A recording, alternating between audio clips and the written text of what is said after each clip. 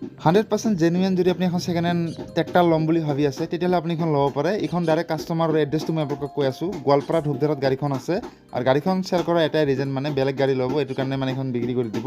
আৰু যদি আপুনি এখন ছেকেণ্ড হেণ্ড ট্ৰেক্টাৰ ল'ম বুলি ভাবি আছে মানে কম দামত, তো এইখন আপুনি ল'ব পাৰে। এইখন গাড়ীখনৰ কোনো ধৰণৰ প্ৰব্লেম নাই। গাড়ীখন হ'ব আছে 2015 মডেল হয়, মহিন্দ্ৰ কোম্পানীৰ গাড়ী হয় এইখন।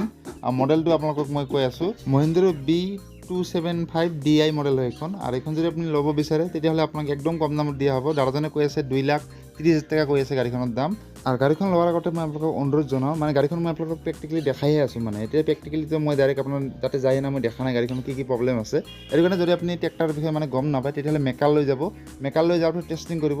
টেষ্টিং কৰাৰ পিছত আপুনি দামী কৰি গাড়ীখন ল'ব। এইটো চাওক, মই আপোনালোকক ডাইৰেক্ট বাহিৰৰ পৰাহে দেখাব পাৰোঁ। মানে গাড়ীখনৰ ভিতৰত বা কি হৈ আছে সেইটো মই নিজেও গম নাপায়। এইটো কাৰণে প্ৰেক্টিকেলি আপোনালোকে মেকাৰ লৈ যাব। মেকাৰ লৈ যোৱাৰ পিছত যদি আপোনাৰ গাড়ীখন ভাল লাগে তেতিয়াহ'লে আপুনি এখন ল'ব পাৰে। 2,30,000 টকা কৈছে। যেতিয়া আপুনি যাব, যোৱাৰ পিছত আপোনালোকে দামী কৰি কিবা কিবি কৰি ল'ব। মানে ডাইৰেক্ট কণ্টেক্ট নম্বৰ মই দি দিছোঁ। মানে মেইন বছৰ মানে যোনটো মহাজন আছে, মহাজনৰ কণ্টেক্ট নম্বৰটো মই দি দিছোঁ। ডাইৰেক্ট আপুনি কথা পাতিব।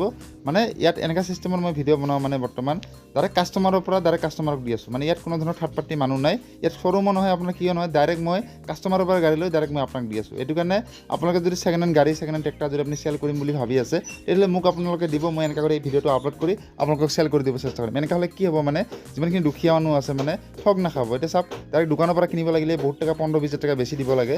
সেইটো কাৰণে আপোনালোকক মই এটাই অনুৰোধ জনাওঁ, যদি আপুনি দালালৰ পৰা বাচিম বুলি ভাবি আছে তেতিয়াহ'লে ডাইৰেক্ট আপুনি মোক ছেকেণ্ড হেণ্ড গাড়ী, ছেকেণ্ড হেণ্ড ট্ৰেক্টাৰ যিকোনো বস্তু যদি আপুনি চেল কৰিম বুলি ভাবি আছে ছেকেণ্ড হেণ্ড, তেতিয়াহ'লে 7002383317 এইটো মোৰ পাৰ্চনেল নম্বৰ। ইয়াত আপুনি হোৱাটছএপত দিব, ফুল এড্ৰেছ দি দিব, এনেকৈ কৰি আপুনি ভিডিঅ' বনাই দিব।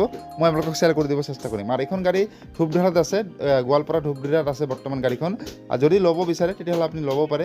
কোনো ধৰণৰ মানে দাদাজনে কৈ আছে প্ৰব্লেম নাই, মানে গাড়ীখন চেল কৰিব, পইচাৰ অলপমান প্ৰব্লেম চলি আছে, দাদাজনে কৈ আছে মোক। সেইটো কাৰণে আপুনি যদি এখন ল'ম বুলি ভাবি আছে, আপুনি গোৱালপাৰা ধূপধাৰাত আছে, আপুনি যাই ল'ব পাৰে। আৰু আপোনালোকৰ যদি যিকোনো গাড়ী, ছেকেণ্ড হেণ্ড ট্ৰেক্টাৰ যদি আপুনি চেল কৰিম বুলি ভাবি আছে, মোক আপোনালোকে হোৱাটছএপ কৰি দিয়ক, মই আপোনালোকক চেল কৰি দিব চেষ্টা কৰিম।